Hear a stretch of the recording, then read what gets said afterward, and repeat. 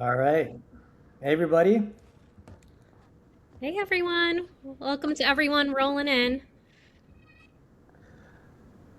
How's it going? How's it going? All right, we've got our people joining us now. Usually we give these about 5 or so minutes just to kind of get acclimated, make sure everybody's able to join and get in a comfortable place, get in a quiet place potentially. And then we will jump into the presentation here. So, for those of you that are here early, welcome. My name is Rami. I'm one of the founders here at MatchDay, and I'm joined here by Jenny, our Director of Program Development. Um, so, we'll give a couple quick intros about ourselves. We'll walk you through kind of just an overview or an outline of what today is going to look like, what we will cover. I think you'll find this presentation pretty useful. This is the first presentation that's really focused on rehab therapists, so physical therapists, OTs, SLPs. We really wanted to make this one more tailored and specific because one of the most common questions we get is, well, what roles do PTs go into or OTs, or does this work for therapists? So we kind of wanted to highlight the roles that we see through our fellowship that rehab therapists generally go into, do well in, and kind of how they position themselves. So you can start to get an idea for yourself what's out there and where your skills can potentially line up. So, welcome. Looks like we've got people still rolling in here. Jenny, if you want to give a quick intro as well, feel free to Sure, go yeah, for it. I recognize it says my name is MatchDay Health, but I go by Jenny You Kawa. are So matching. I, yeah, I've been with MatchDay about a year now, but historically I've been a recruiter for 10 plus years. I started in academia, recruiting for a university, building out a nursing program, working with healthcare candidates, and ultimately made the pivot into corporate recruiting. Actually, recruiting for a lot of the roles placement wise that we make here at Matchday, from program managers to customer success, which I'll dive right into. But a lot of them were health tech startups, which definitely translates well into the clinical backgrounds here at Matchday. Beautiful. Thank you, Jenny. And by the way, we will be joined by our admissions manager, Essie. She will be joining soon. So you'll also get to meet with her. And she's, at this point, talked to hundreds of fellows, help them with their onboarding process, really can answer a lot of the questions around the fellowship and that sort of thing. So she'll be on here shortly. And excuse me, I have a little bit of a cough, so you might see me mute myself or jump off screen for a second. Um, but to give you guys an idea of what we have for planned for today, so I will start off the presentation with kind of my background, my story, for those of you that aren't fully familiar with me or my background. We'll talk about the journey of going clinical to non-clinical, my personal journey, and then I will hand it off to Jenny, who will go through more of the workshop material. So that's more of kind of the technical piece that is more relevant to you. So whether that's the roles or the resume or the various things that we do in our fellowship, Jenny has a presentation that a lot of our past workshop attendees have really, really enjoyed and benefited from. From there, we will then introduce Essie. We'll talk a little bit about the program. For those of you that are interested in the fellowship, we do have a little gift that we will give away at the end for those of you that are interested. And I'll also go through our curriculum. What is the fellowship? What makes it unique? What do people get when they join? And why is this even a fellowship, right? I think that's a common question. So I'll answer that and go through all of that towards the end here. So give us just 1 minute. I'm going to set up my screen here, get ready for my part of the presentation. And then Jenny, if there's anything I didn't touch on your part that you want to go over, like the overview part, please feel free to share that. Yeah. Yeah. So, I mean, Rami encompassed it quite well, but I think his journey very much resonates with a lot of our fellows, having done the clinical pivot himself into the non clinical healthcare corporate space. And on my end, I do see the question, will this be recorded? Yes, it will. So don't feel like you need to memorize every tidbit I share. You'll be able to refer to it. Usually within 24 hours, we can get the recording live. Awesome. Cool. Thanks, Jenny. So, um, literally, we've done how many of these? And every time I pull up this slide, I literally start to I start to get anxiety about it because, um, this was quite a stressful time of my life. And by the way, Jenny, is my screen okay? Everybody can see this? Yep, you're in good shape. Cool, cool. So yeah, I'm 5 years removed now from practicing medicine. For those of you that aren't familiar with my story, I went to medical school, did some family medicine residency, and then I ended up dropping out of residency to pursue my non-clinical career path. And through that journey, there was a lot of ups and downs. Uh, there was a lot of questioning, the path that I picked for myself, questioning if I made a huge mistake, and ultimately questioning my own confidence and my abilities, thinking like, am I stuck in this career forever? So for those of you that know, medical school is very expensive. And there's a more in-depth podcast that I've recorded on this, all the various stages, which I will spare you all the details. But, medical school is expensive, $500,000 in student loan debt.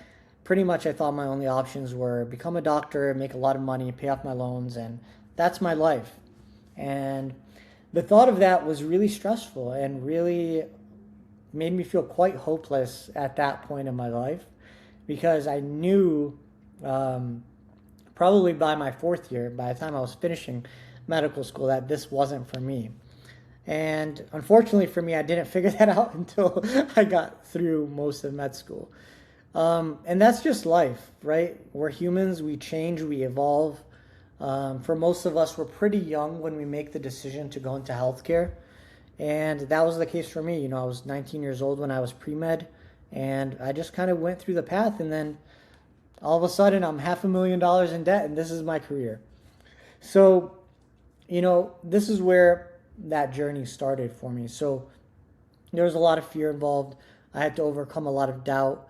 But after dropping out of residency, I felt like the first weight was lifted out of my shoulder. I at least had made a decision. I at least had made a commitment. And at that point, my friends were doing fellowships. They were finishing their third year of residency, going into fellowships. And I told myself, well, if they're going into fellowship and they're taking a pay cut and they're going to spend 3 years doing this, why can't I just create my own fellowship? Why can't I just create my own journey? So I said, all right, I'm going to give myself 3 years to figure this out. And if in 3 years I've gotten nowhere, maybe I'll come back and do residency or figure it out. But at least give myself 3 years to take a pay cut, get my foot in the door, and give myself a shot at having a meaningful life. Because I just couldn't find any hope in it. And so I did that, and within the first year, I did land a job in health tech. So my first job was director of community. I was a physician, really kind of the face of the company that I was at, doing a lot of promoting, marketing, sales, and some operations within the company. I realized I didn't want to be a marketer. I really liked operations. I kind of liked being more behind the scenes and working with people and enabling people. So I made my next pivot into clinical operations. So I was vice president of clinical operations for a company called Lena. And my job really involved working directly with the CEO, scaling AI automations for private practices. And it was the first time that I learned kind of like, what is a startup? What is health tech? What is under the hood? And it took away a lot of the fear that I had around potentially starting my own business, because I knew down the road that was always going to be my end goal. But I wanted to get some experience first and learn from others who were already doing it. So that was my journey. That's where this all started. There is a more longer version of this. If you guys are interested, we'll share the podcast probably after this call.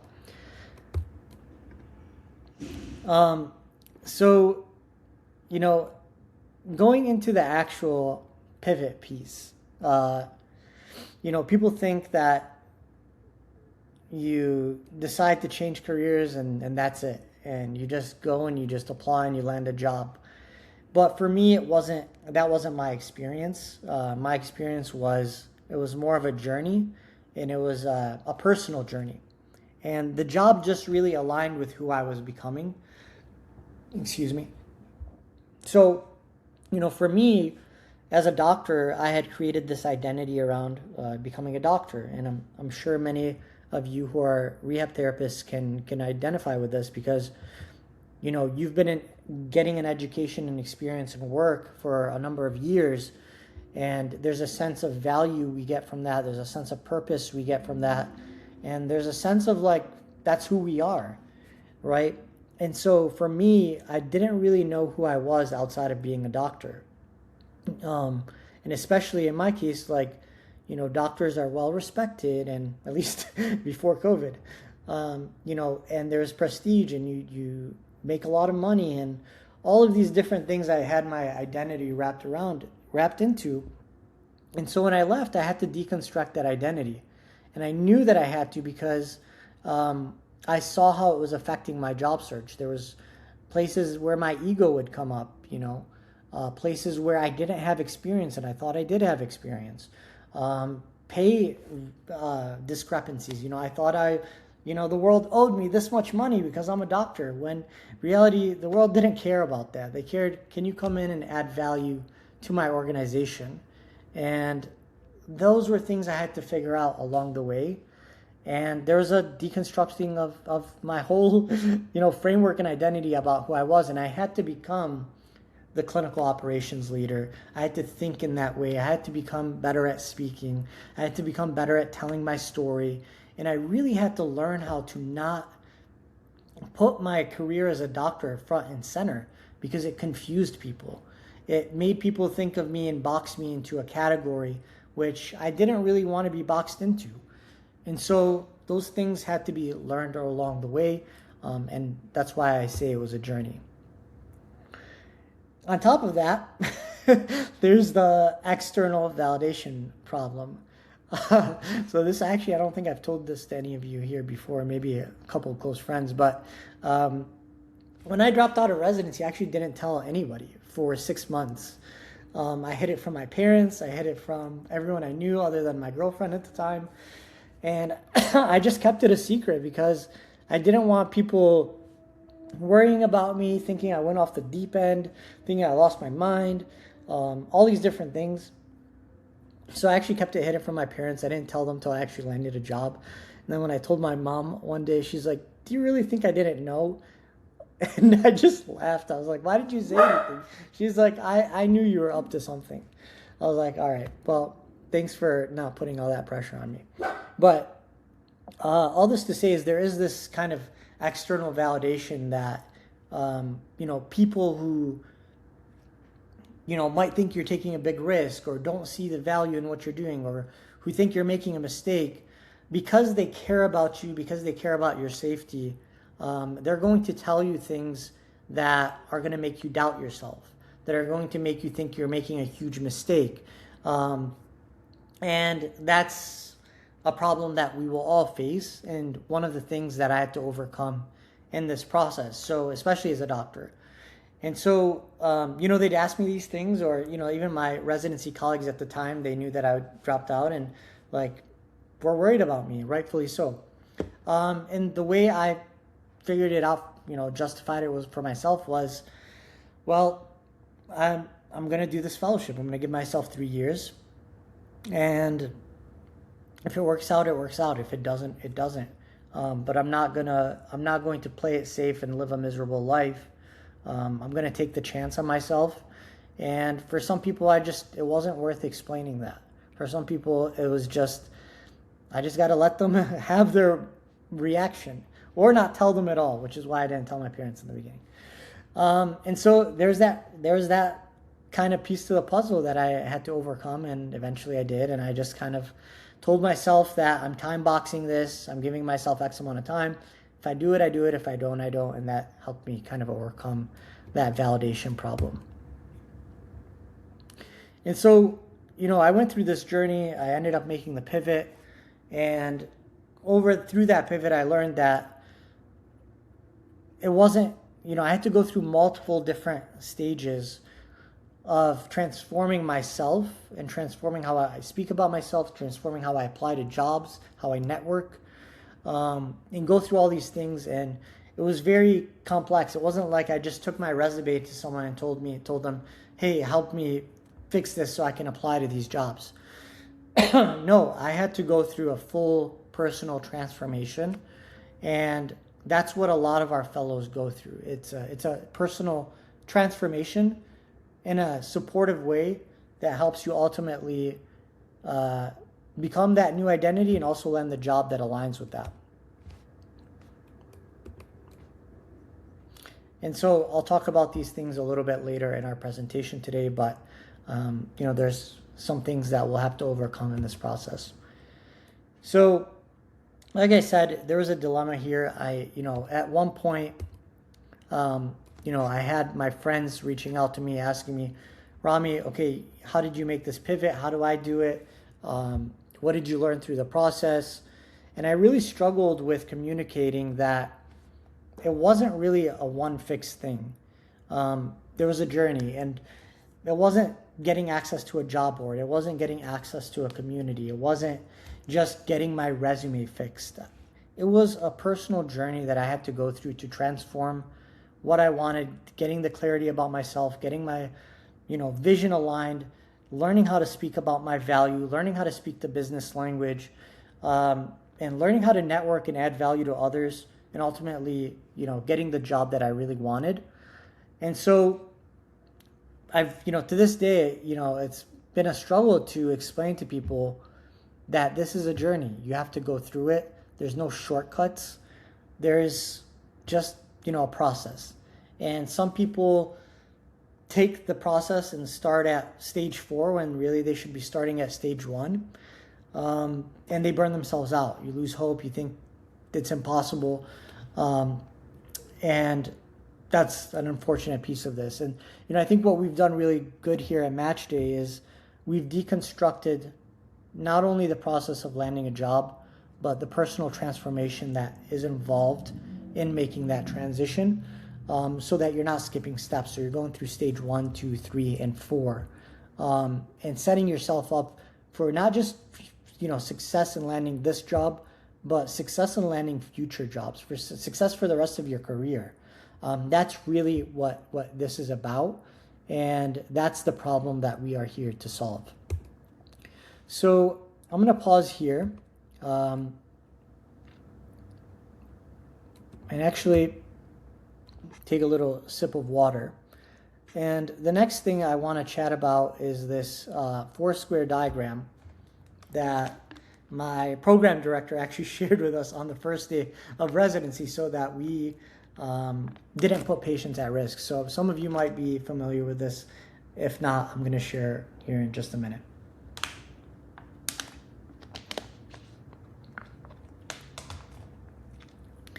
All right.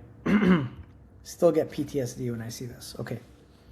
So on our first day of residency, my program director, who I very much admired and still admire and still keep in touch with, walked us through this very important 4-square diagram.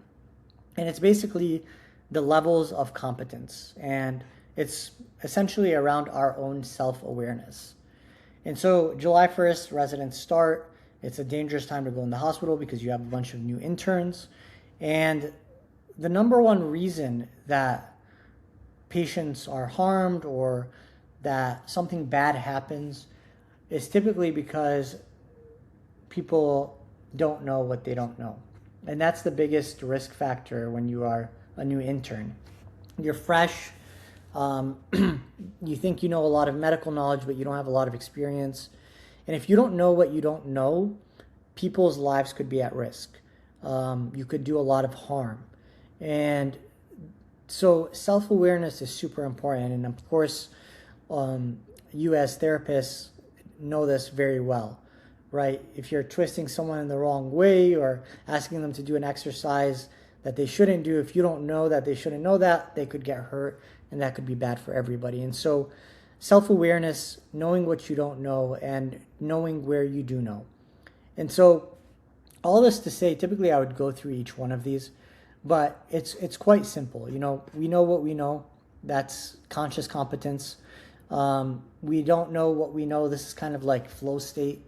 So it's like we've done all the studying. We kind of know what we do, and it's just second nature. What we know, we don't know. So these are areas we know, like we have deficiencies in. And then what we don't know, we don't know. It's like not even in our awareness. We don't even know about it. And the reason I talk about this is because career transitions, the people who get stuck, the people who kind of go on a hamster wheel and never get off the hamster wheel, it's because they fall into this category. And our job is to help them become aware, and then ultimately become conscious, and then ultimately, you know, this process becomes second nature and flow state. So for career transition specifically, there's a lot of unknowns about how you speak about yourself or how you interview, or, you know, what a hiring manager might want to hear from you. You know, the red flags in your application or in the way you network, the things that are keeping you stuck that you just don't understand why they're happening. It's very important to understand what those things are that are going wrong, diagnosing them, and then coming up with solutions to fill in those gaps. So before we can become successful in a transition, and hey, a lot of people do it, and maybe they get lucky, maybe they don't, or, you know, maybe they did something and it worked. We don't like to, you know, leave things up to chance here. We want to understand the process, and we want to understand the flow of how to make this repeatable and to make this something that we feel confident in doing over and over again potentially. So all this today to say is that self-awareness, the fact that you're on this call today, building self-awareness, you know, is a massive step in going in the right direction. And I went over this before. It's like when you don't have that self-awareness, sometimes you jump into stage 4, when really you should be starting in stage 1 or 2, doing that foundational work, and then bringing yourself up to stage 3 and stage 4, which ultimately will lead you to a job offer. And that's why MatchDay exists.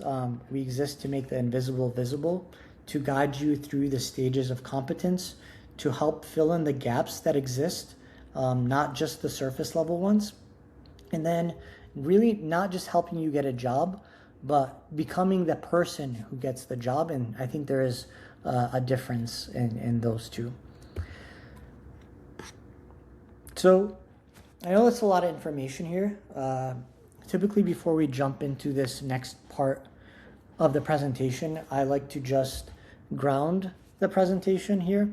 You know, a lot of you are coming home from a long shift today. You're with your families. And this exercise is meant to just kind of slow things down a little bit.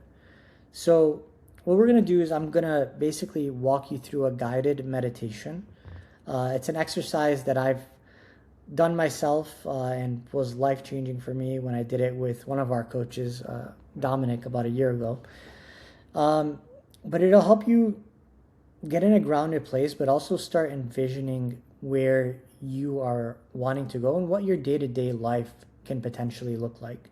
So it'll be about 10 minutes. If you can get into a quiet place where you're alone, where you can just be unbothered, I think you'll like really, really benefit from this, even if it's just for getting like your 10 minutes of peace for the day.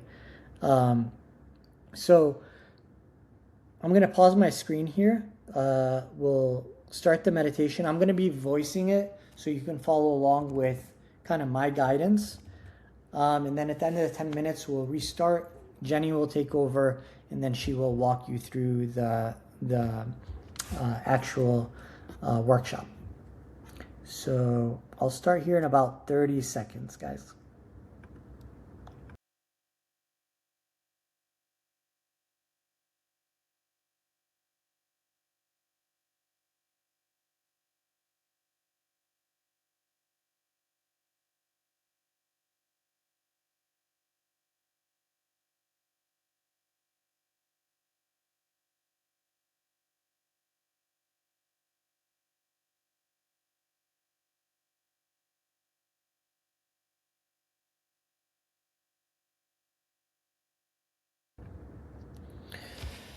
All right, so this exercise is called the perfect morning, and it's exactly that.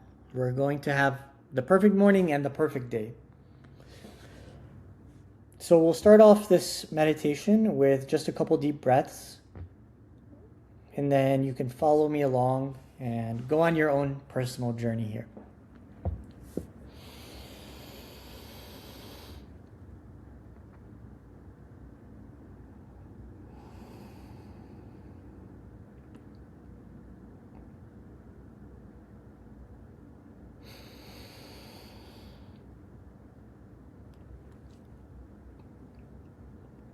And just one more big deep breath.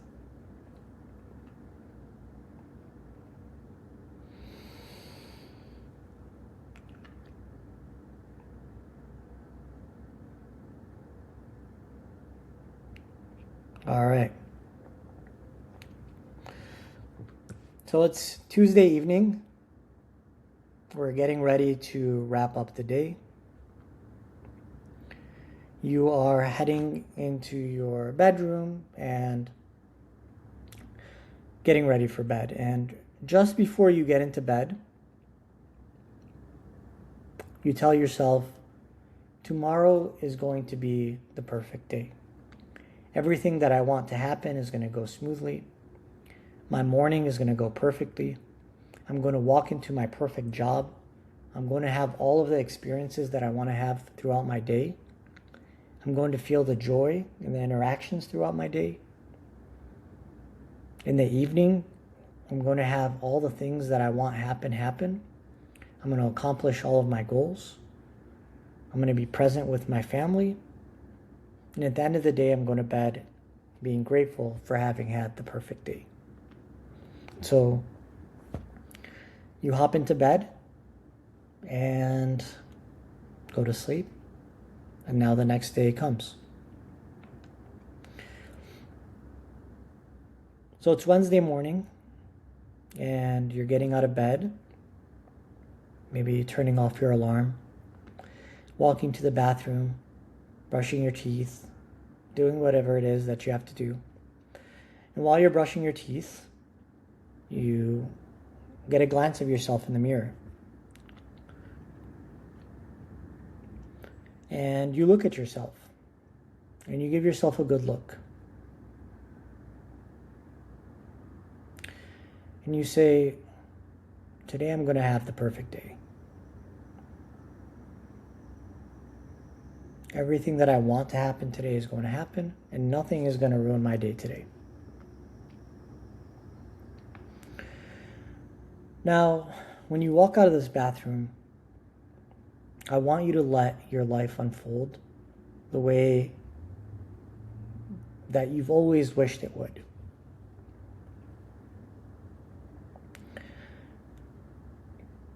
For me, I'm going to walk out of my bedroom.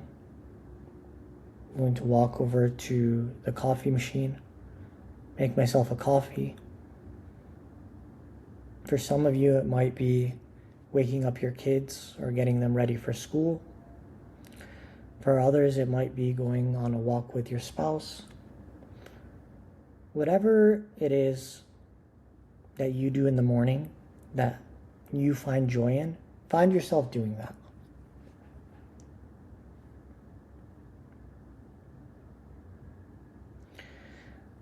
For me, I woke up my dog Lola, took her out for a little walk, had my coffee, Maybe did a little bit of reading.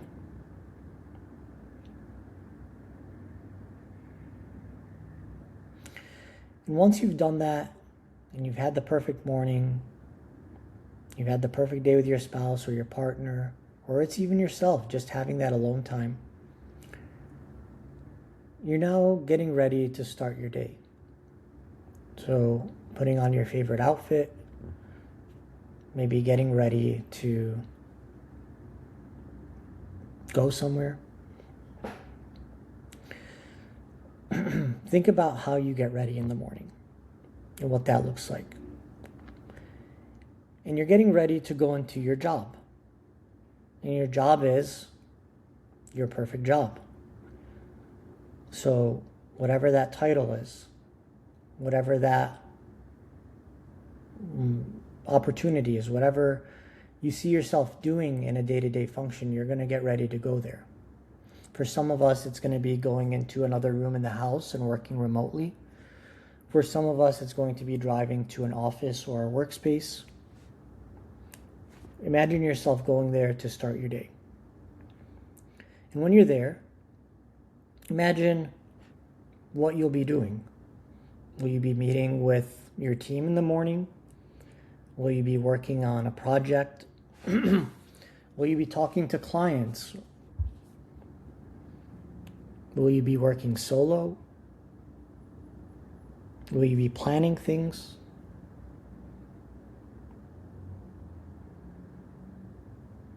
Think about what it is that brings you joy, that you would love to do for a living. And now noon time comes around. For me, it's meeting with my team, reading the reports, posting on LinkedIn, talking about my story, doing webinars like this. But whatever it is that brings you joy, see yourself doing that with your team. And start to think about, what does success look like for me today? What is going to make me feel accomplished? Is it meeting with certain clients? Is it helping someone work through a difficult problem? Is it checking things off a checklist? Is it working with another team member? What is it that makes you feel accomplished, that makes you feel like you've done something worthwhile? And that could also even be patient care. For some of you, it could still be seeing a patient or working with a patient. Maybe it's remotely, maybe it's hybrid, maybe it's doing a little bit of both. Whatever is coming up for you, let that be your answer. It doesn't have to be a remote job or anything like that. Just let it be what's true for you. And so 4 or 5 o'clock comes around, you're wrapping up your day. How do you wrap up your day? How do you feel? Do you feel anxious because you have a lot of notes? Or do you feel happy that you've accomplished something, that your work is done, that you can go home and be with your family? What does a successful end to the workday look like and feel like? Think about how much money you're making. Are you getting paid what you're worth? What does what you're worth look like? What does it feel like? What does that do for you?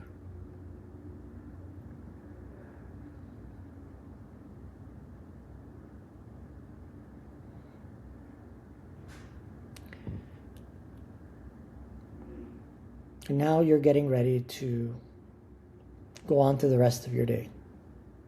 What does the rest of your day look like? Are you going to the gym? Are you meeting up your family? Are you going for dinner? Are you going for a walk? We talk a lot about work as if it's the center of the universe, but for many of us, it's just one part of our life. And that's perfectly okay.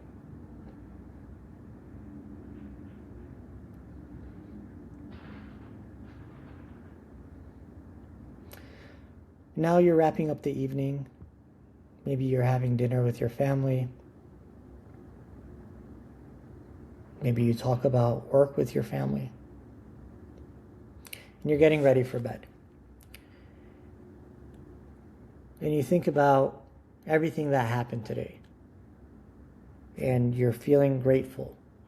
You're feeling like finally the life that you wanted, the life that you knew was possible for you is finally here.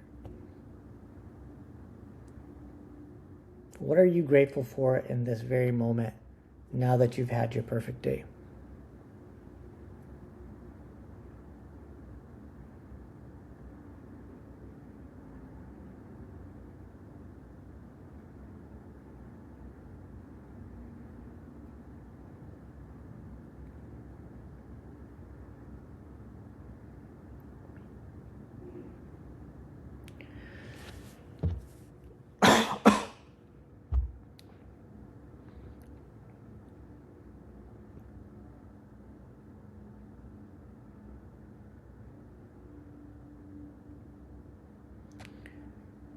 So I want you to, if you followed this exercise, I want you to think about the feeling that you have right now and how it's always available to you. No matter where you go, no matter what you go through, you can access this feeling, you can access that perfect day, and you can make it your reality. And so before we jump into the rest of the presentation here, this was an exercise that I did and changed my life because I realized I wasn't living my perfect day. In fact, I was living the complete opposite of my perfect day. And that's a question that we have to pause and ask ourselves is like, are we living the life that we want? And what are we willing to do to get there? And it's not even doing, like, what are we willing to do? Who are we willing to become to get there? And that's our job here at MatchDay. That's our job for supporting you. If you get nothing else from this meeting today, I really hope that it's, 10 minutes of clarity for yourself or a reset if that's what you need. For those of you that have seen me on LinkedIn or anywhere else, this is a company that I've started really because I feel a strong pull to guide people out of the darkness that I once faced in my own career transition. And for a lot of us, for you even, you might be feeling that darkness. That might be why you're here.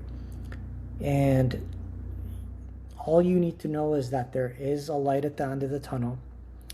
I've done it. I've seen hundreds of clinicians do it. And there is hope, and you will get there. And that's what we're here to guide you through at MatchDay. So with that, I think we're all in a much more present state, including myself. I'm going to hand it off to Jenny. She's going to walk you through her part of the presentation. And then, like I said, at the very end, I will jump back on here and we'll walk you through the fellowship details. And then for those of you that want to, work with us, there is a special kind of gift we have for anybody that's considering starting with us. So take it away, Jenny. Thanks, Rami. I definitely feel more relaxed going into my part, so appreciate that. Can you see my visuals all right? Yes, we can. Okay, great. So I am, as I mentioned, program developer here at MatchDay, but I am also a coach. And when it comes to rehab therapists, we have many physical therapists, OTs, SLPs, so almost every end of the spectrum when it comes to rehab clinician backgrounds. So no matter what your specialty is, this presentation will definitely be tailored for what direction to take. And as far as the areas. You're probably wondering, entering this presentation, what on earth could my skills even translate to?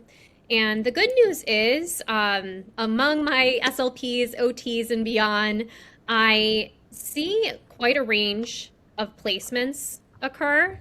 And there are placements even beyond these six hubs, but I would say that these six are the most common areas I observe rehab therapists progressing onto in the non-clinical space. Uh, Sales and customer success, if you do feel a pull to that area, we actually do have a recording of a prior webinar tied to entering the customer success world. I would say that's a great realm for those who view themselves as extroverted and still want to engage with clients slash patients throughout the day.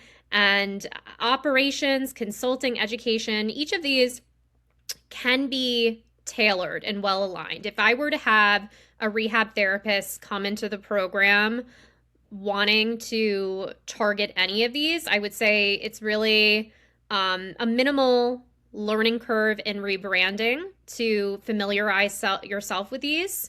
Education wise, you may have heard of Handshake. That was one of our recent larger company placements. Product management, that can cross over into the three P's of product, project, program. So I'll go deeper into this, but wanted to kick it off with a brainstorming of certain areas that our fellows progress into, in which I'll provide some more specific examples. As far as your clinical skills, I want to say first off, they are far more transferable than you realize.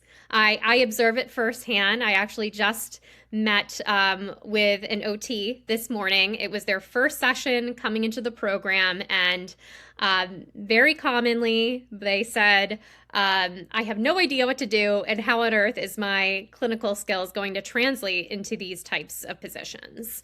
And what I want to say to that is, when you really evaluate your day-to-day and the tasks that you're doing, a lot of that crosses over very much into the tasks that are done in a non-clinical environment. So think in terms of problem solving with your patients having complex needs and needing to overcome those barriers. Of course, communication and documentation, super heavy, I can attest to in the corporate world. And I will say, from the talent that I have poached and placed clinically back when I was a recruiter, it translated so well, not only to the interview process, but to the leadership roles that my prior candidates have now progressed into. Project management, and of course, having empathy, clinical reasoning, that communication that is so imperative to thriving in a non-clinical environment ties to that empathy. So you having been in definitely a compassionate form of care, healing, and doing project execution behind the scenes, whatever it may be, there are ways. I love the storytelling piece of fellows, because the more they speak to, whether it be when they were 1 year into being a speech therapist or 10 years into being a physical therapist, there's always a story to tell that would translate very well into hiring managers and recruiter interests. But another element of that, I don't want to just speak to how your prior experience translates into all these different types of roles. I also want you to think inward as to what you would actually enjoy, because when working with fellows, I not only want them to be placed in a role that they could seamlessly get the ball moving into this new environment, but also thoroughly feel fulfilled by, as Rami had in his meditation, waking up and feeling at peace and a sense of energy to start the day. So, with that, I want you to start pondering what type of lifestyle would you like going beyond a clinical capacity? Would you enjoy traveling? Would you perhaps enjoy being in a remote position? Um, Compensation and growth. I have certain fellows that are having the executive track in mind within the next 10 years, while others are like, I just want to more so have a steady income where I can live well while also maintaining work life balance. So both can certainly be achievable.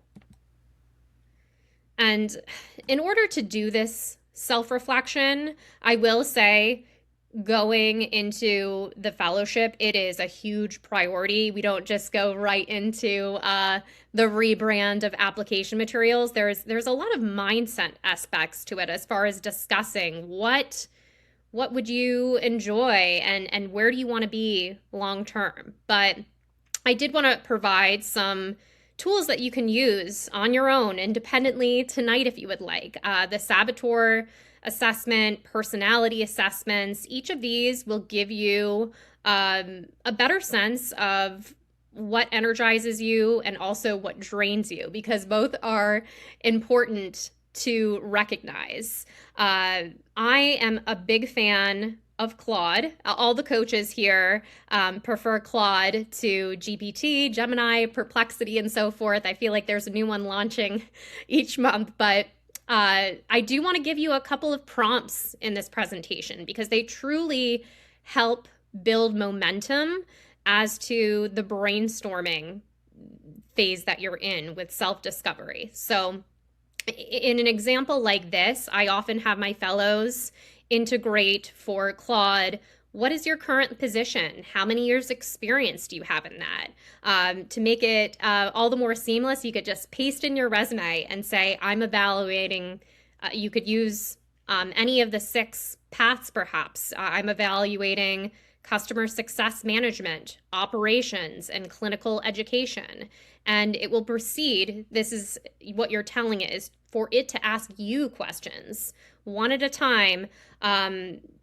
Do you enjoy travel? Do you want to be in a structured environment? I have fellows that are like, I am super type A. I love the operations processes. While I have others that are like, keep me away from a spreadsheet. I want to be innovative and creative.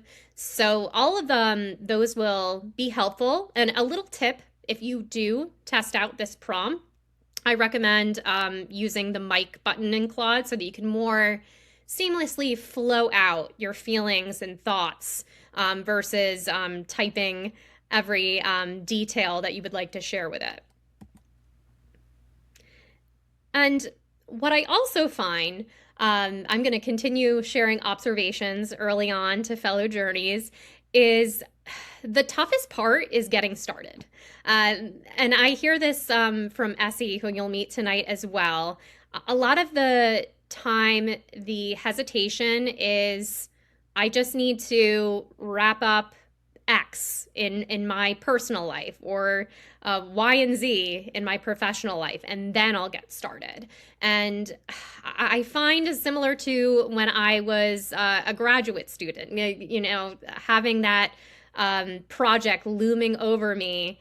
Once I started typing, the ideas started flowing, and with action came momentum. The same goes for the various admin tasks I was doing today. I highly recommend, even it's as simple as testing out that Claude prompt I just shared. The more small, consistent actions you make, the more momentum will build.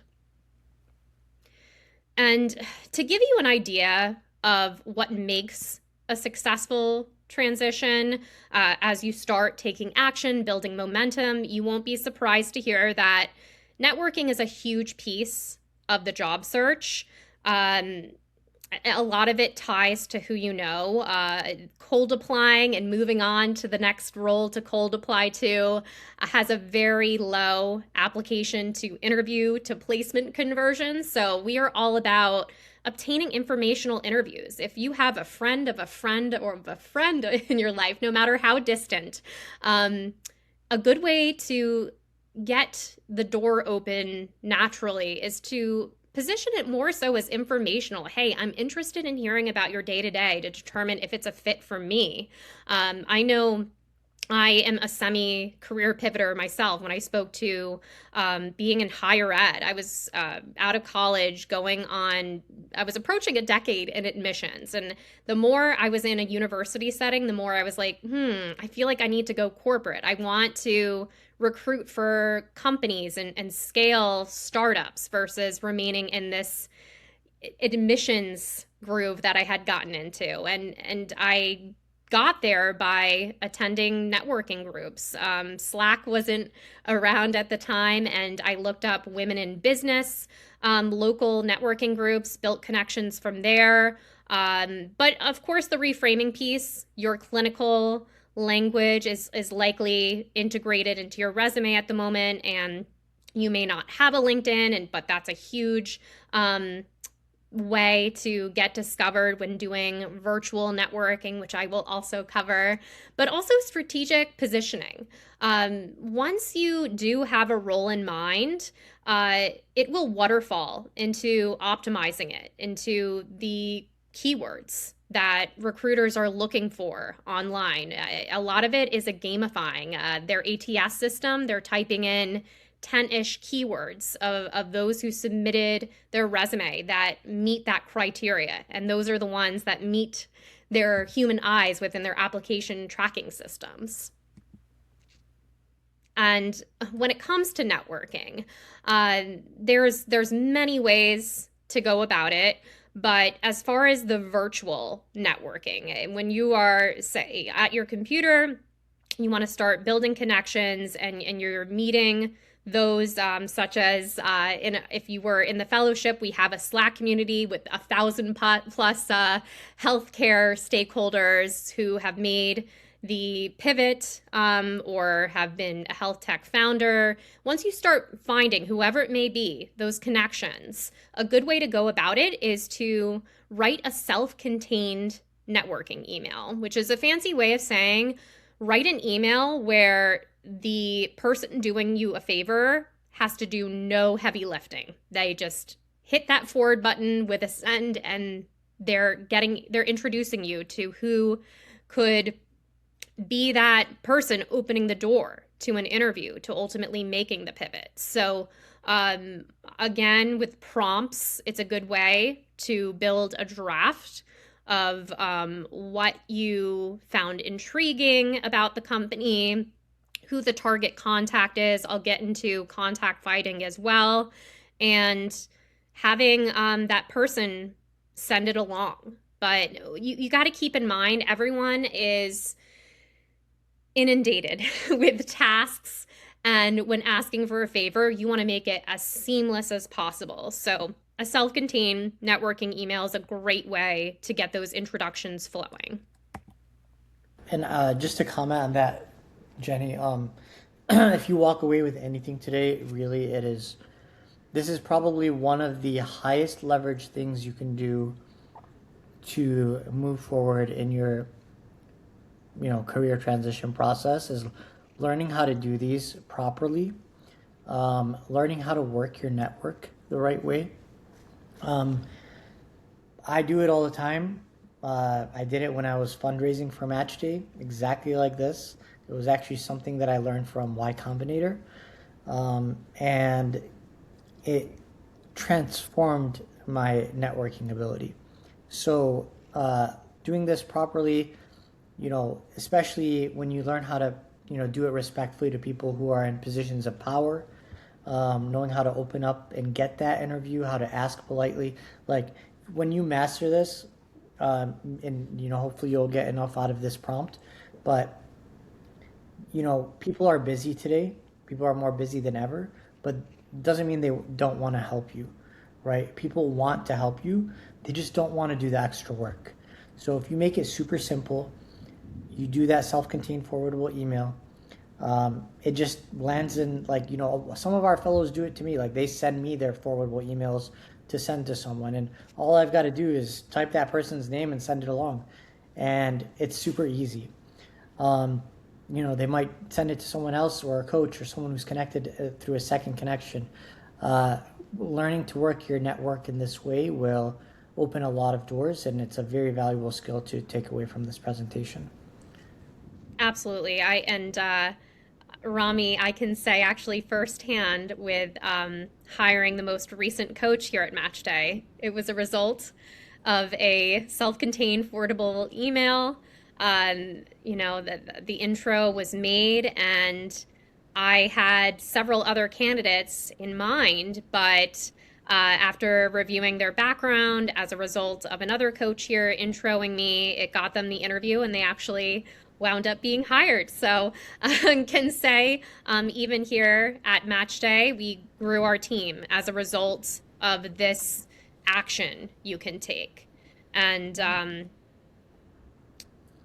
I Yeah. do want to stress the placements made here at MatchDay. Yes, they stem from applications, but all the more they stem from outreach in some capacity. So when it comes to LinkedIn, I highly recommend getting on there, even if your account isn't perfectly polished as a profile. Having it will get you access to, for example, here, it looks like it's quite tiny in this view, but it is a screenshot of a company page. So any reputable company has a company page on LinkedIn. And what's handy is they all have a people tab. So if you are investigating a company of interest that you could see yourself being a fit at, I was just doing this. My fellow earlier today is interested in working for a wearables company. So we were on the Aura Ring company page, went through the people tab, and we obtained pretty much the entire recruiting team's names and profiles, as well as the head of programming. So, a great way to see who is working there. It even displays what universities and cities they're mostly coming from.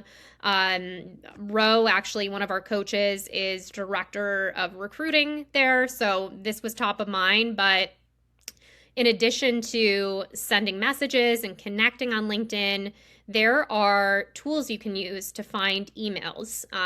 My go-to that I didn't list in this presentation is called Apollo.io, and you can pretty much find the email contact of anyone at any company at no cost. The premium version, you get phone numbers, which you don't need, and the free version, you have at it with emails. So even if you don't have a connection at a company, it is worth curating a template with highlights, what captivates you about the company, the role.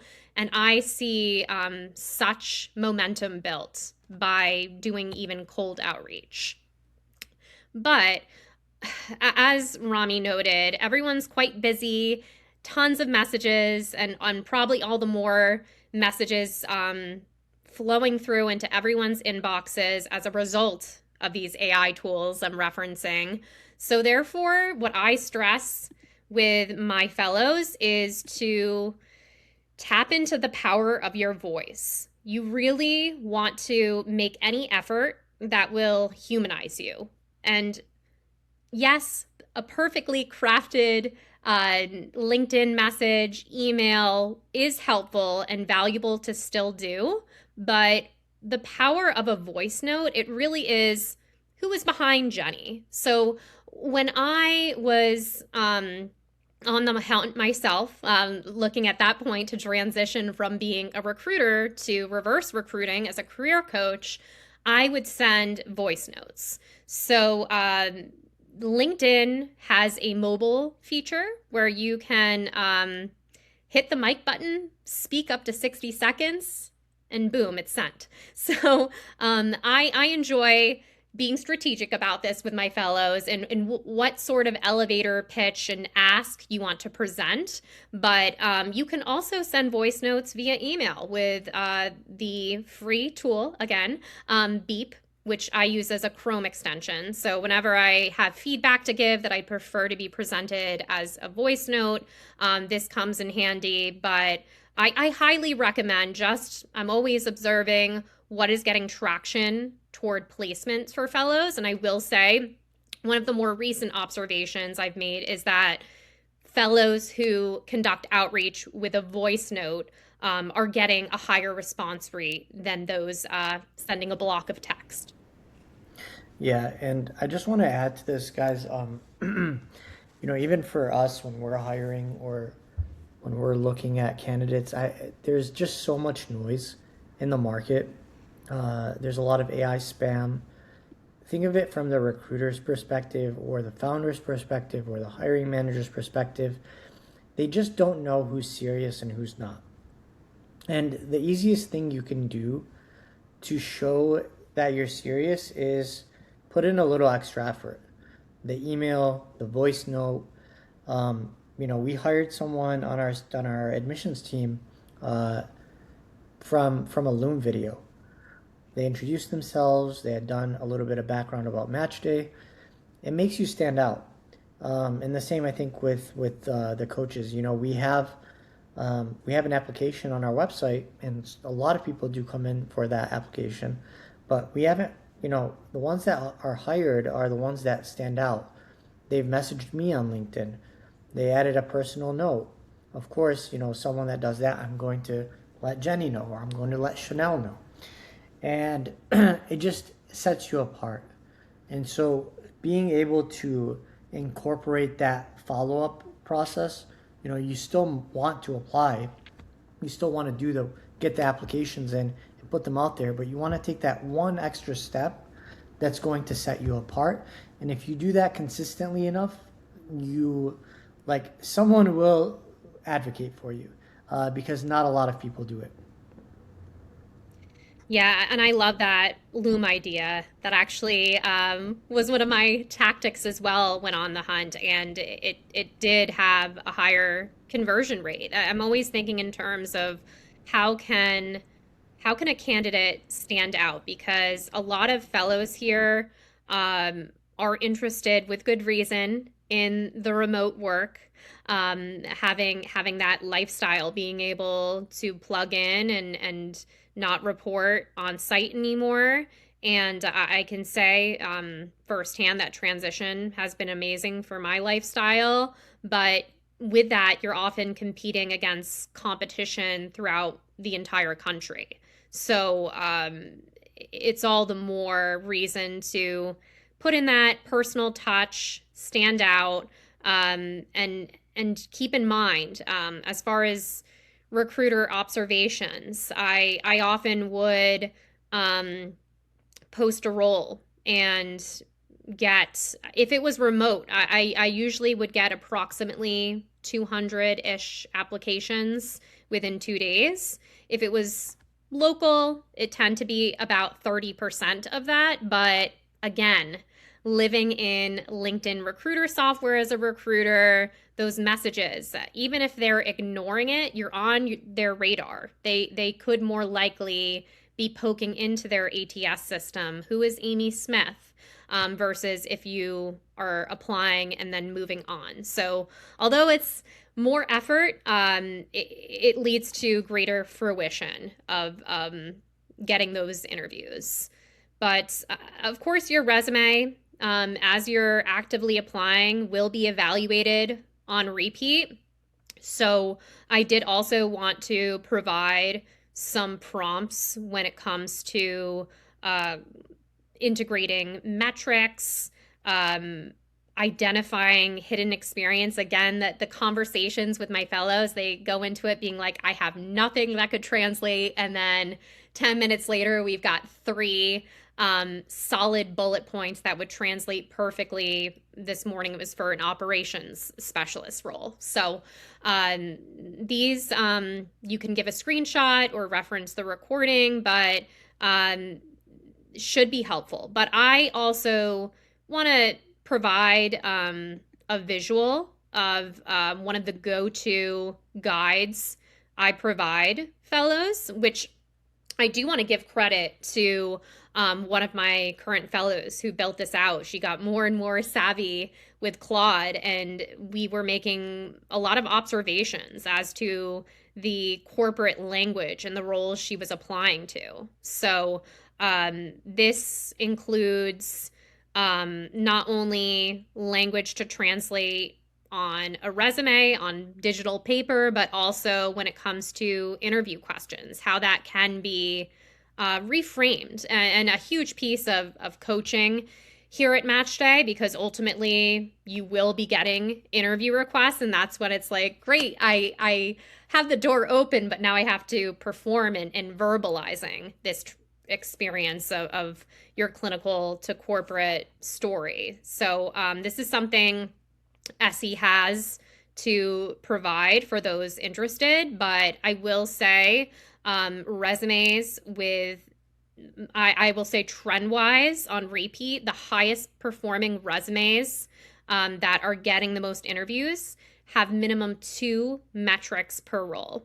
So, some ways you can get your wheels turning when it comes to metrics. Perhaps it's how many patients you've provided care to, how many people you've mentored, and you can use mentor loosely. Compliance. So a lot of examples here.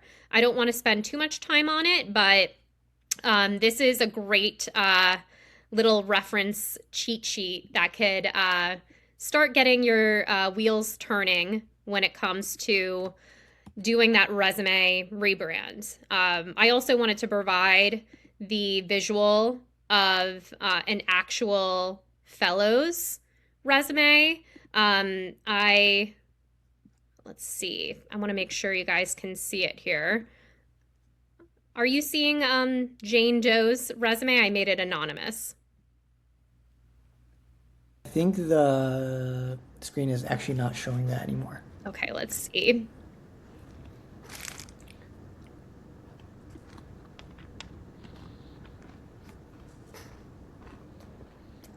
So when it came to me choosing what resume to share tonight, I wanted to ensure that it was someone within a rehab therapist background. So, although Jane has been made anonymous, she's a long-term um, occupational therapist.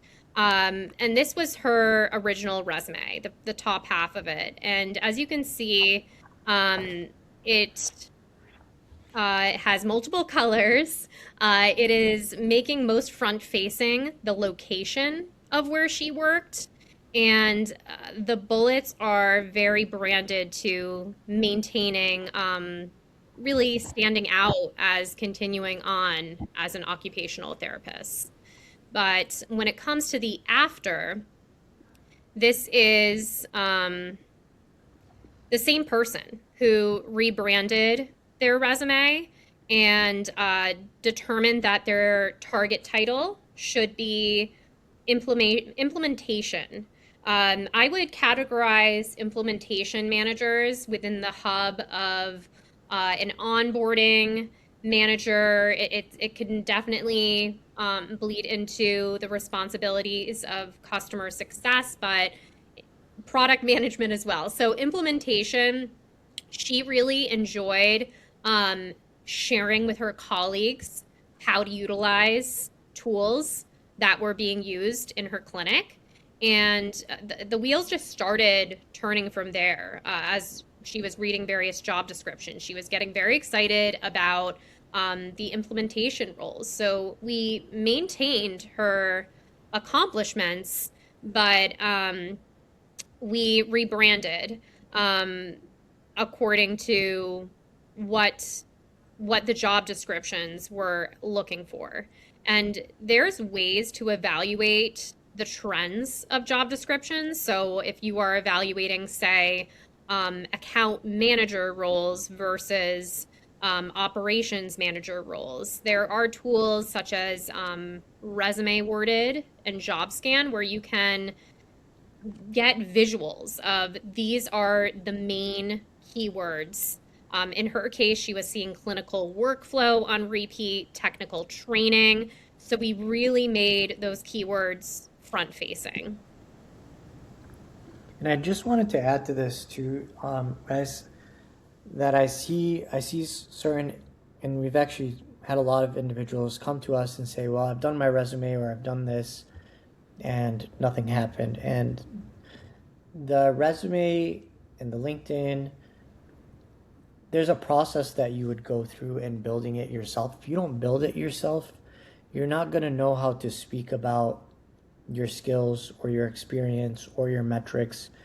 And so it's not just writing them out, but you have to be able to tell your story, articulate it, because an interviewer is, you know, they're going to ask you random questions. They're going to ask you questions from different directions. And if you feel grounded and sure of the value you bring, you can answer that question from any which way it's thrown at you with full confidence. And so, I think the mistake is, yes, this resume, and of course, Jenny and Chanel and our coaches do such a great job of this, but it's like this resume helps open up the door, but the exercise in and of itself helps you understand yourself better, helps you understand the business language better, and that's part of the process. And so having someone else do this for you doesn't solve the problem. It might get you an interview or two, but it's a collaborative process that you also have to work on yourself. And the three things is like, and I've seen this actually happen. It's like the resume speaks one way, the LinkedIn speaks another way, and then they show up on the interview and it's like they're talking completely different. And so all those three things have to come together. There has to be consistency, otherwise you just confuse people. And so very important part of this process is, yes, those metrics and everything in there and the way it's set up and getting past the filters, that'll get you noticed, but the process is the secret sauce. Yes, I'm glad you brought up the alignment factor, Rami, because as a recruiter, it could be a bummer when I'd get really excited about a resume that came through to my ATS system. I would always scope out the LinkedIn, look at them side by side, and I would pause and not request an interview if it was telling a different story. So definitely part of the sauce, not only to have a well curated and positioned resume, but ensuring that it carries over into the LinkedIn. I have been coming across certain prompts that have led to, and I do actually want to say this resume that I'm showing did lead to 3 interviews over the first couple of weeks of it being submitted alongside outreach. So one that led to placement. But as far as being productive in revamping your resume, this is actually a prompt that our fellowship director was one of her go-tos that I now use often, telling AI to write me a job description based off of 500 jobs for your target title, and then integrating the top 30 ATS keywords. And then from there, the follow-up prompt being, help me tailor my resume for this job description, rearranging from the strongest to most applicable bullets to weakest, quantifying achievements. So we definitely don't want you to just prompt and then use the AI version of a resume, but it's wonderful when it comes to building that foundational draft. And I mean, LinkedIn, totally fine if you don't have a LinkedIn account. I would say about half my fellows come into the program not having LinkedIn, and makes sense. You didn't need it before, but this is usually a good example of a before LinkedIn. Even if it's blank, this will get you access to those company pages to start scoping out who you may want to start conducting those voice notes and other forms of outreach to. But placement wise, I wanted to give an example of an occupational therapist. Caitlin is a huge MatchDay fan, and with good reason. She's now making about double her income. So she came into the program as an occupational therapist, and now she's doing business development. And as you can see, I like how her banner, it's not hiding her clinical expertise. And she said it felt like her identity. I always want fellows to feel proud and and not just, again, as much as Claude and GPT are great for building the foundation, you want it to feel like you. Um, and I love how crisp and professional her headshot is. You can see that she has her location not only for where she resides, but US. If you don't have US there, you might not come across the talent pool for recruiters looking for remote talent US wide. So there's different things to consider. You always want to um, have, like, as you can see with Ellen, it's a gray box. You always want to make sure that your prior employers and your where you were educated ties to the verifiable company page. Because another red flag as a recruiter, I could find an awesome profile, but if they didn't have it connected to the official company page, alarm bells would ring. So, success stories. These are some of our double offer fellows. I don't want to give the impression that everyone comes into the program getting two offers, but it does happen. Maggie ultimately took the route of customer success. Meanwhile, Priya, she did get an offer in customer success and decided to go for account executive. Both of them, Maggie and Priya, went for remote positions, while Jean, former OT, and now she is a rehab director, but also got a program manager role. So, love to see these. All three of them boosted their income, more work-life balance. So I love to see these placements continuing to come through, even within the past week. So I just hope this presentation gives you a better sense of confidence. And even if it's not confidence, at least some momentum building with exploration. Even if you find a job description this week that you feel like you could envision yourself doing it, that is a win. So I do want Essie and Rami to chime in further on anything else, but Essie is actually our admissions manager who engages with all the prospective fellows considering the program, and she's so in tune and so collaborative, knows the program inside and out. So I very much encourage you getting to have a one-on-one conversation with her. Yeah, hi. My name is Essie, and I just wanted to jump in briefly before Rami walks through the fellowship itself.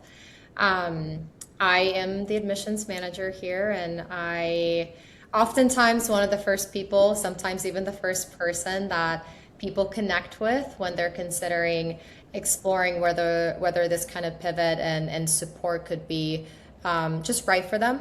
And ultimately, if so, then of course I'll walk you through enrollment, get you connected with either Jenny or Chanel, who's also one of our program directors. And just a little bit about me. I've spent over a decade working alongside clinicians in both patient-facing and also in non-clinical healthcare settings. So when someone comes to have a conversation with me and they express of feelings of being tired and burnt out and craving change, unsure of what's possible for them, I get it. I've personally too made pivots, and I've seen it firsthand. So if we haven't spoken before, I wanted to briefly share what these conversations 101 typically look like. They really should be centered around you, your background and your goals and your timeline and your, all the good stuff, the current situation. And ultimately, I want to make sure just helping you assess whether, there is a realistic path forward and what that could actually look like specific to your situation, because everyone's situation is different. And I'll always give you an honest read on, whether we can help and what that path would then look like for you based on where you're at right now and then where you're trying to get to. And pivots, they can feel isolating. I feel every day I talk to someone who's like, I don't know anyone who's done a pivot before from clinical to non-clinical. So there's real value in having just that more private space on thinking out loud with someone who understands the both, the challenges of clinical care as well as the opportunities that are in the non-clinical space. So we just wanted to create a space for having that one-on-one conversation. So I will attach my calendar link just for that conversation. I know Rami's gonna step into talking about the actual fellowship, and then also to my email for any of the materials from this fellowship if you're needing it, and just to make sure that you're able to have that conversation deeper if you wanted to. Beautiful. Thank you, Essie. And thank you, Jenny, for the awesome presentation. So the next part of this presentation is to walk you through the do's and don'ts. So obviously we've shared a lot of, we pretty much give everything away. We want you to have as much information as possible. And, with chat and with AI and with all of that, like all the information you really need to make a pivot is available to you, right? The reason people come to us is not for information, it's for guidance and structure, accountability. And the biggest thing is support. And so, for some people, they don't need that. I would say everyone needs it, I personally, but some people prefer doing it on their own or setting their own accountability schedule or doing that. And some people prefer to work with someone, work with a team, and shorten that time space. And so I'll share a couple stats. And these are things we've validated and we've seen in just personal anecdotes as well. The average career transition DIY will take 12 to 18 months. It took me at least, I think, around 12 months to land my first job. And the process, if you're not diagnosing correctly, could take even longer than that. And so you could be a super smart, super talented person, but you're missing one or two things that's, making you miss interviews or not get the offer or whatever it might be. You might stay stuck. And so having a team behind you is why people work with us. And that's the main reason to stick around and hear the rest of this if that's something you're considering. So I'll go through, the do's and don'ts. So these are the biggest career killers that will potentially keep you stuck. These are the things that I've personally experienced. These are the things that our fellows that weren't successful may have gone through. And these are pretty much universal things, but I'm going to share with everyone what those are, and then I'll go through the fellowship details. And then if you stick around, we do have a discount available. It's kind of our end of May, I don't know what we want to call it, but it's a special gift that if you're on here, you showed up today, spent the time with us, we want to just, give you something to walk away with. So give me a second here.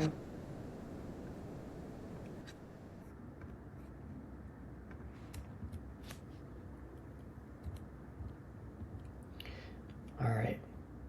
Can everyone see my screen okay? Yes, we can. Awesome, okay. Is it in full presentation mode? Yes, it is. Cool. All right, so I wanted to talk about the 6 career killers. And these are the things that will keep you stuck if you have been stuck or if you're potentially embarking on this journey. The first one is really the identity piece, and this is probably the number one career killer.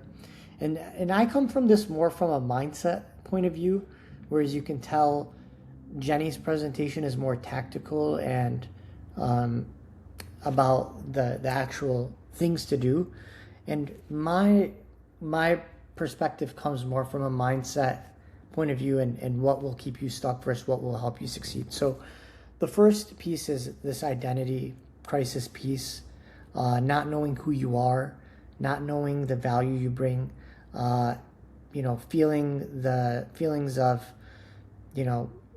all the different things that happen when you feel like you're losing your identity. And this is something that will likely even happen after you have landed a job. It took me maybe 2 years to kind of overcome this piece, but having the tools to rethink your value, rethink your identity, and not fully lose it. A lot of us still want to be in healthcare, right? Just because I didn't want to be a doctor doesn't mean I don't want to still work with people in the healthcare field. Doesn't mean I still don't care about the health profession. I'm just doing it in a different way, from a different position, and arguably helping just as many people. So there's always that reframing of your identity and not letting it kind of diminish who you are, who you want to be. So you want to get clear on that. You want to have a good idea of your value and how to position it for the types of roles you're aiming for. This ties into career killer number 2, which is, the confusion piece. And this comes from just not knowing what your transferable skills are, not knowing where it matches up in the market, not knowing what you're good at besides patient care. This is like a very common thing that fellows struggle with. Sometimes it just takes a couple repetitions and some exercises and really a mirror with your coach to help go deep on areas that you're missing.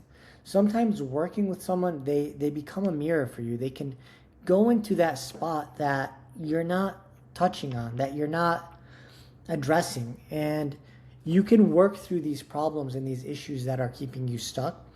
So getting clarity, getting an understanding of who you are and where you want to go is going to set a great and strong foundation for you when you are beginning the actual job search process. So that's career killer number 2. If you don't have clarity, if you're not feeling confident in your move, it's a reason to pause and, to get clear on that. Career killer number 3, this was the one that I struggled with the most. This is lone wolf syndrome. So, thinking that you can do everything on your own, thinking that you don't need help, you don't need a support system. When I dropped out of residency, I didn't tell anybody, I didn't tell my parents for 6 months because I didn't want to worry them, right? Some of us, I feel like men are a lot more prone to this. But, building a support system is not a sign of weakness. It is a sign of strength. It's humility. It's showing that you can ask for support, and that you can be coached and be guided. Because whether it's landing a job or starting a business, I've had a ton of mentors that have helped me build MatchDay, which I couldn't have done without them. And so there's always going to be that aspect of, if you want to go fast, do it alone. If you want to go far, do it with others. And, if you're prone to this, it's something to be aware of, because there's a lot of rejection on this path. There's a lot of hiccups, and that could quite quickly lead you down a downward spiral. And that, is a good segue for career killer number 4, which is the downward spiral. So when you don't have support, when there's a lot of rejection, when you don't know what's going right or wrong, that can kill your momentum. And that just leads to discouragement or getting into a stump or, not being able to pick yourself up. And so the name of the game and really anything in life is momentum. And you just want to use every single chance you get to build momentum to take advantage of it. And so, if you do get a rejection or if something terribly goes wrong, you're able to quickly just sideswipe it. And this for me, being a business owner now and running MatchDay, all the fires and all the problems come to me, so I'm the filter. And so in the beginning, that would send me into crisis mode. What are we gonna do? How are we gonna fix this? But now it's I've gotten easier. I don't fall into the traps.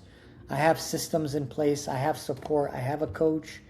And I don't go into those symptoms, that downward spiral. I just kind of sideswipe it and get on to the next thing. And that's who you have to be really resilient in this process. And I'm sure, Jenny, you can speak to this more, but some people are better than this at others. So if you're someone that's not particularly good at rejection, I would think about how are you going to handle that, because it's going to happen, and who's going to be there for you. and how are you going to navigate that? And if it's us, great, I hope so. And if it's not, it could be a spouse, it could be a friend, it could be a colleague, but having some kind of system like that is super important. And then the fifth and sixth ones I have here in red, and these are more kind of knowledge-based gaps, where if you don't have that feedback loop, or if you don't have like a structured process for, doing your job search, if you don't know how to do the tactical things, those are things that are going to hold you back. So you might be doing an interview and, there's something that you're doing in that interview that's just causing red flags. Is there someone pointing it out to you? Are you getting feedback? Are you getting better at it? Being able to get that kind of feedback loop and fill in those knowledge gaps is very, very important. And that just, segues into the last one, which is knowing how to speak the language. So like I said earlier, the resume, the LinkedIn, and your presentation all come together, and they have to speak in the same language. And so, whether that's knowing how to talk about KPIs or objectives, things that are, they might sound like they're not things you're familiar with, but once you do the work and build the resume, you realize I can talk about these things. And there might be a couple things you need to brush up on for that specific role, but you'll have plenty of, with us, you would have plenty of preparation. And if not with us, you can, actually look up what those things are and be prepared and know how to speak about whatever it might be that's relevant to that role. So these are the 6 career killers. These are the things that keep people from being successful. And these are the things that, from a mindset perspective, I would really focus on. So our fellowship is really designed to counteract each one of these things.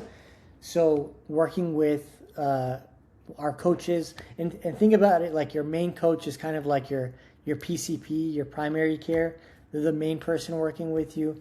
And then throughout the process, there are specialists that can, if you're really struggling with rejection, there's a mindset coach that can really focus in on that area. Or if you're struggling with interviews, you can work with an interview coach.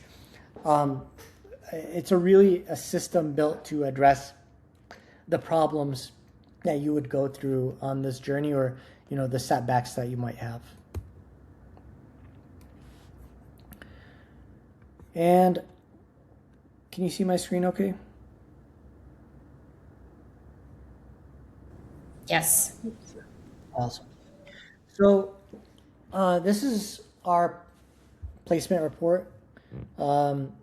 So, when this first came out, I was amazed at how well the job our coaches did.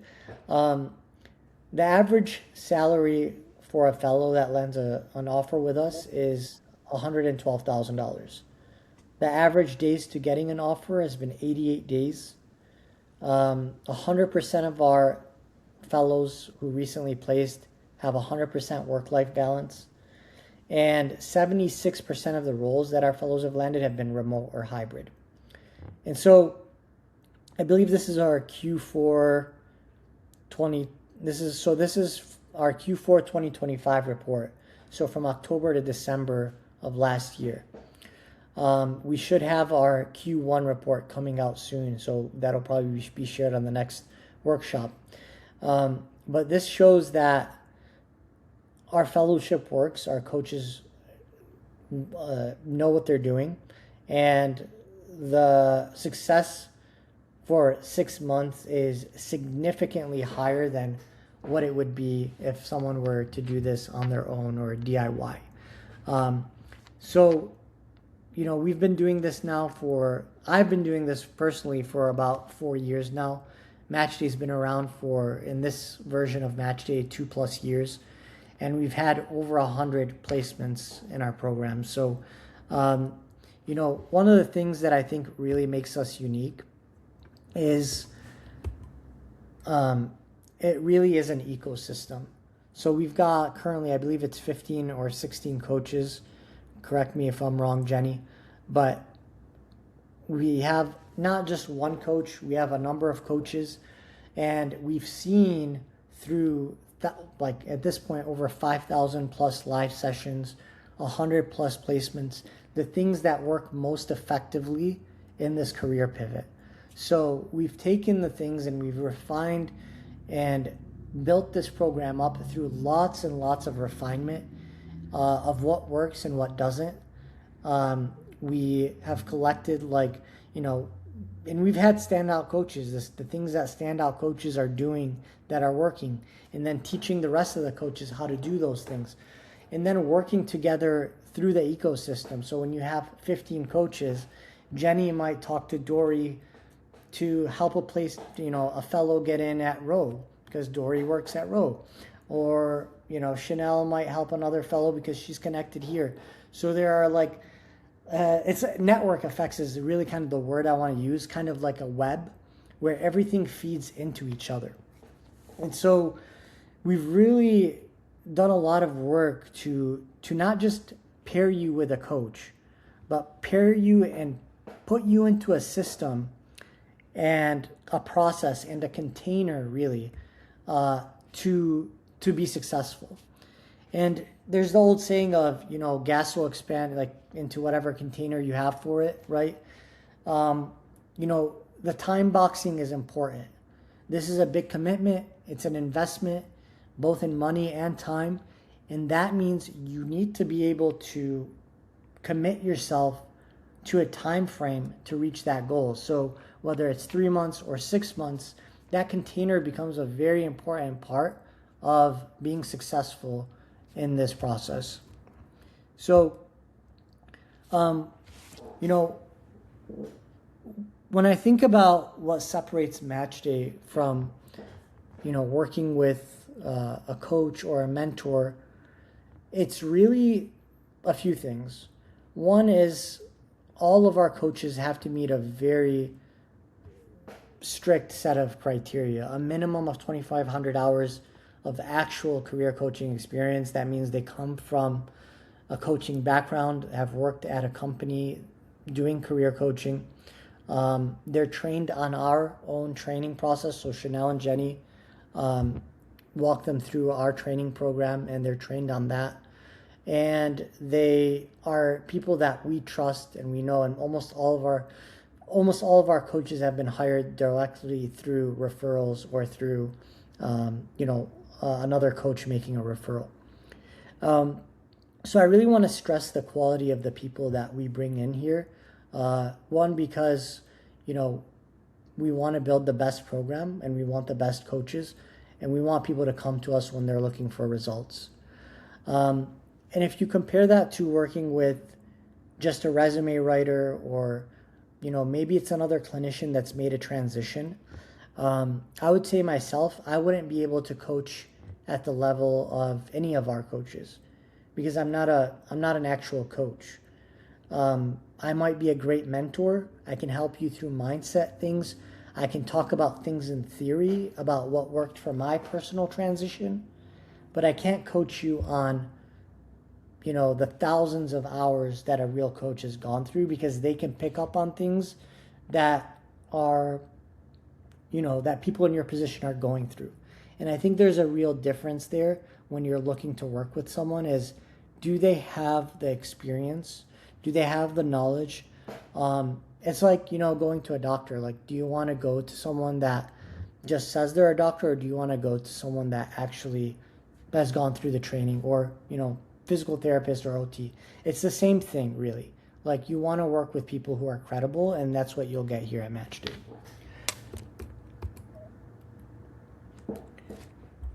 And then, of course, there's our network. So, we do have that network of coaches. So right now, I believe we have maybe it's 16, maybe 17 if we just hired 2 new people, which I think we did. But 17 vetted coaches within the MatchDay ecosystem. All of those coaches are coming from other companies. Most of them work as recruiters or career coaches at other companies, and so they have networks. That adds into that network effect for MatchDay. We have our fellows, so these are graduates from the program who have landed jobs at other companies. a lot of them come back and actually post jobs for fellows that are in the MatchDay program. So we have had fellows land jobs that way.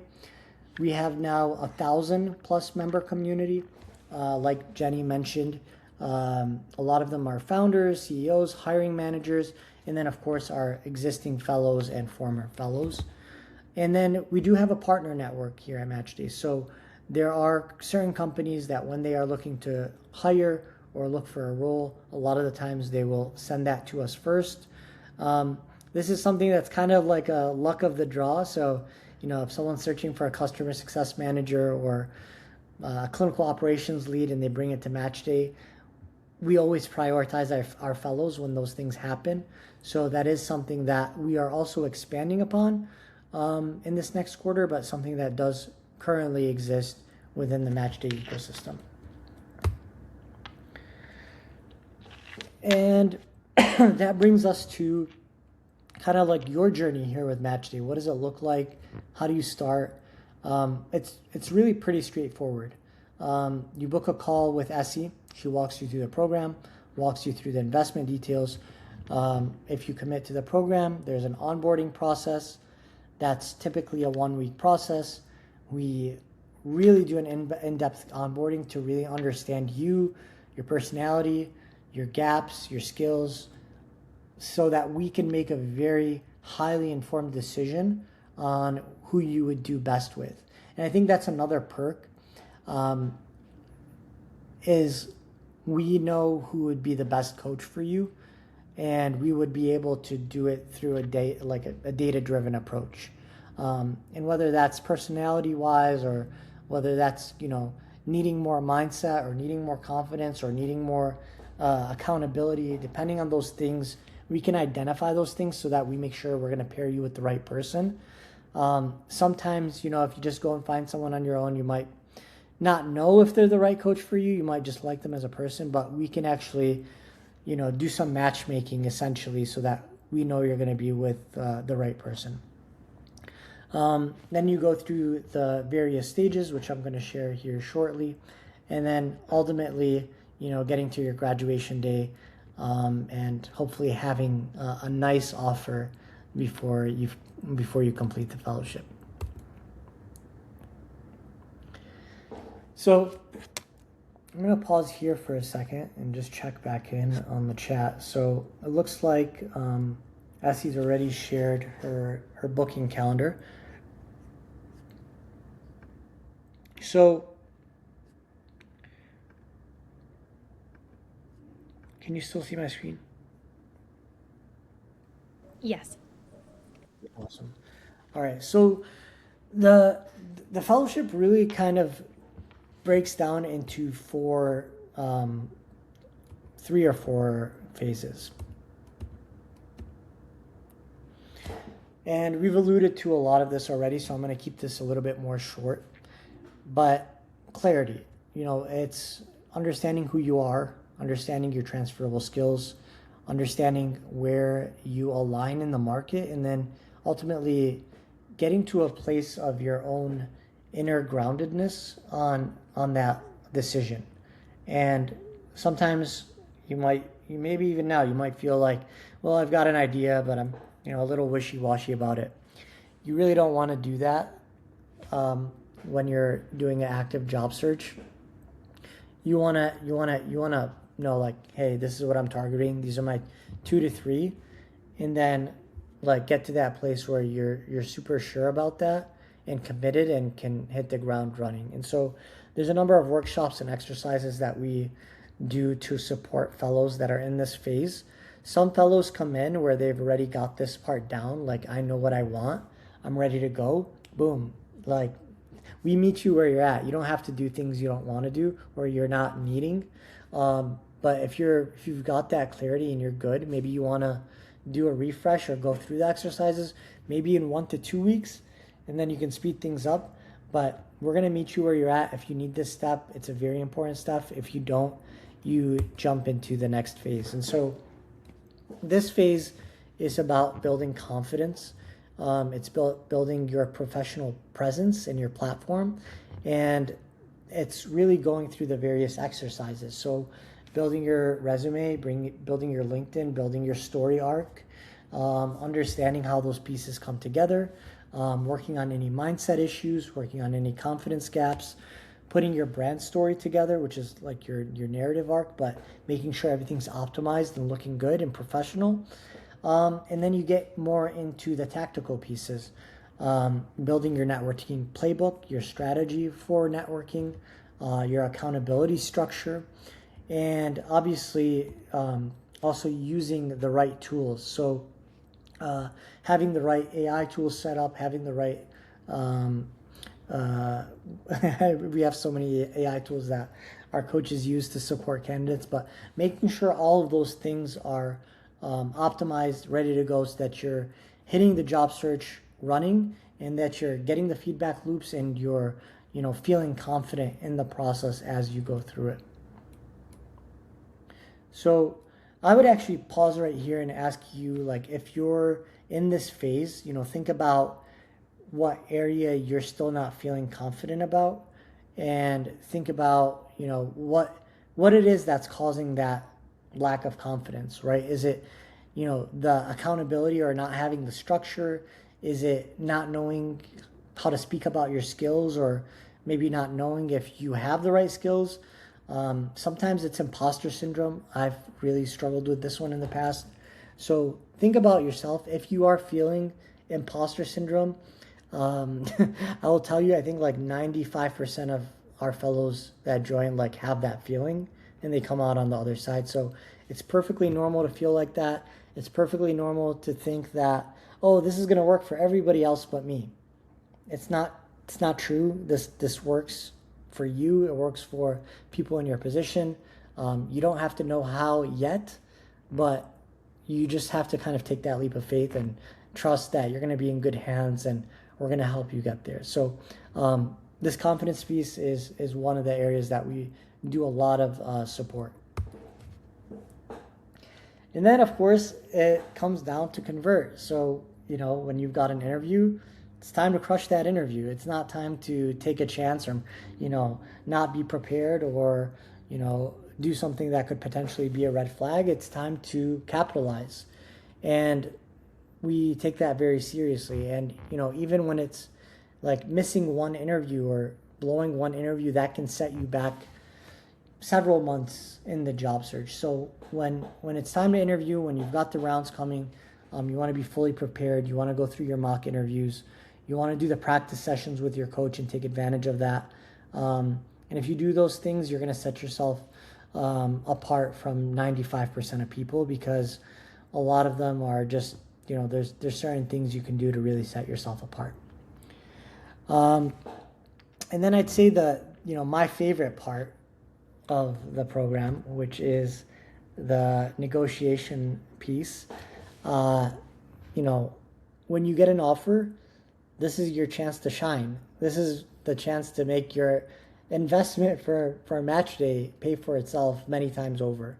So on average, our fellows are negotiating somewhere between 10 and 20% higher salaries. So there's not a single fellow that, unless they get a really competitive offer, isn't going through this phase. So it's super important. It's very normal. Hiring managers expect it, but there is a bad way to do it and there is a good way to do it. And if you're smart, you've got the right guidance, this is something that should be taught in school, and I really don't know why it's not, or college or something, but this is going to make a huge financial impact in your life, because your first offer does matter. It will set the stage for future offers, but also it will, if let's say your first offer is 90,000, there's a good chance you could bump that up to 110 or 112, which is around the average for us. So we've seen this time and time again. We had a recent fellow with a $50,000 offer negotiation increase. So I think she went from 120 to 170 or something crazy like that. And it was just because she asked, right? You got to remember that recruiters or hiring managers, they don't want to spend forever hunting for candidates. They want to find the right person, and once they like you and they've made a decision, they don't want to go back and start the search again. It costs them a lot of time, costs them a lot of money. They'd rather just meet you where you're at, meet you at a place that makes sense, and come to common ground. And so if you're tactical about that, if you have the right strategy and approach to it, like you will get somewhere between a $10,000 and $20,000 increase, assuming you do this correctly. All right, and then the last piece, which is your graduation and becoming a MatchDay alumni. So, excuse me, I'm so sorry. This is really, the way I think about MatchDay is it's an ecosystem, and it's a community, right? I know that word's really played out, but our fellows want to come back and give to support others. They want to be involved in mentoring. They post their jobs for other fellows. And they also get access to the coaches for life, right? So whether it's booking additional meetings for a one-on-one, or for a promotion, or for a mindset session, or maybe it's a workplace challenge, you get continued access to the MatchDay coaches for members pricing, which is basically super cheap and very affordable. And you get to continue working within the community and getting access to the job opportunities, and really just staying involved, whether that's giving back or working with the coaches. And I think what makes MatchDay unique is we're constantly growing, we're constantly evolving, and 1 year from now, our alumni community could be look significantly different than it does today. So I think that's the exciting thing about MatchDay is we're always growing, we're always looking to get better, and we're always looking to bring more value to all of our fellows. So I think it's time for me to stop talking because that was a lot. So if you're still on this call, obviously there's probably a reason you're interested. You want to learn more about the fellowship. Esty is wonderful, and she's very knowledgeable. And she can pretty much answer any question that you might have around the fellowship, around how it works, around success rates. So I would very much welcome that conversation. We also have a discount for fellows that attended this workshop. So Essie will walk you through that and give you, apply that after you have your call with her. And yeah, I think that we'd love to have you, and we're super grateful for you coming on this 2-hour long workshop, doing the exercise with us. We like to do these about once a month. So, if you're not ready to pull the trigger yet, there'll be more in the future. But if you are, my old saying is the best time to plan a year was 20 years ago. The second best time is today. So if you're putting things off, but you've got a timeline and you're trying to get started, the sooner the better. Hiring season is right now between August and probably November. So that's the biggest hiring season. So after that, things are going to slow down.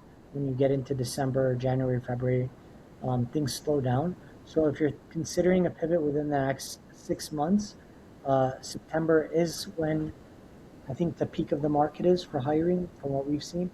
So it's a good time to start. It's a good time to start building momentum. By the time that time comes around, you'll be in a really, really good position. So,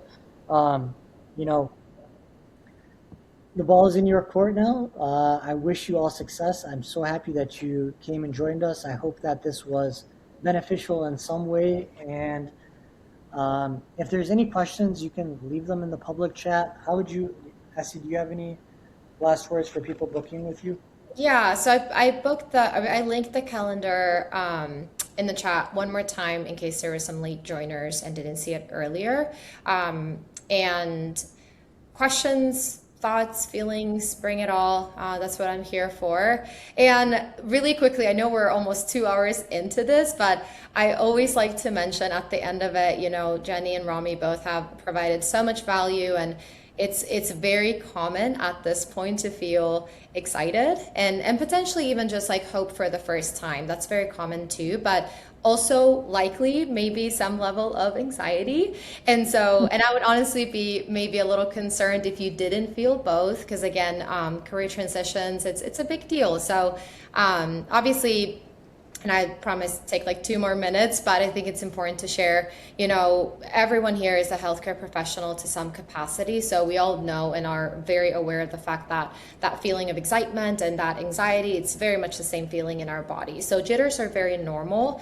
And I think often it's really easy to mistake that feeling of uneasiness almost as a sign of I shouldn't lean into that and I should walk away from that and run away from it, when in reality it just goes to show that it's something really meaningful to you. So like Rami said earlier, that oftentimes there are questions like, what if this doesn't work out for me, or is this actually possible for me? And we can provide all the data, we can provide all the proof, but I always encourage to kind of look at your own data and look at your own journey this far.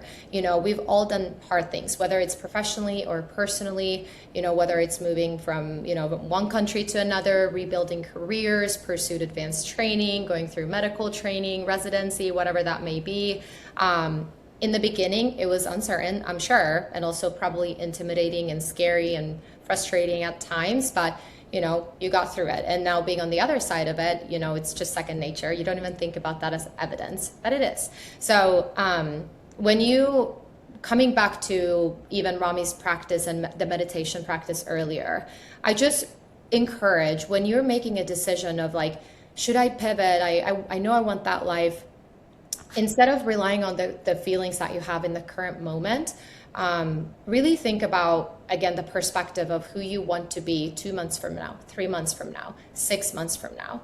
And if that version of you is doing meaningful work, working potentially remotely or compensated well, having work-life balance, just being aligned with what actually matters to you, make a decision from that version of you, not just from who you are today.